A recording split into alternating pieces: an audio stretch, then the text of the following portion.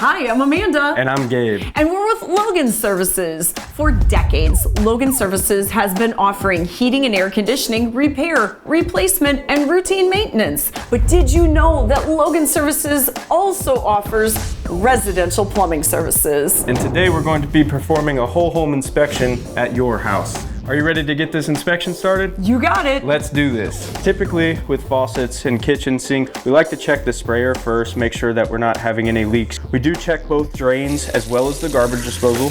We also like to check the dishwasher drain line to make sure that it's not sagging. Typically in laundry rooms, we like to check over the drain line that comes off the washer to make sure that it's draining properly. We also like to check the supply lines that run off of the washer machine. We also check the washer box as well as the drain area to inspect your shutoffs there to make sure that they don't have any corrosion or that they're not leaking. All right, so we're in the bathroom. Typically on toilets, what we like to look for, check the wax ring, the flange, fill valve, the flapper for the toilet. We like to check and make sure the supply line is okay. You also want to make sure that the bolts on both sides of the toilet are secured down. That way you have a nice secure toilet to the floor. So we're in the shower. Typically what we like to check for, we do a visual inspection of your drain. We obviously inspect the handle here, inspect the shower head itself, make sure there's no leaks coming from that.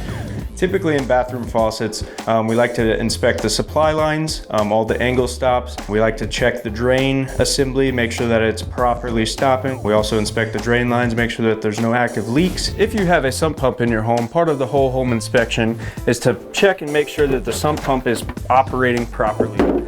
We also want to make sure that the float freely floats, so that way when the water level rises in the pit, the sump is able to actually kick on properly. With battery backups, they help to ensure that in the event of a power loss, your sump pump will still be able to pump that water out of your house without power.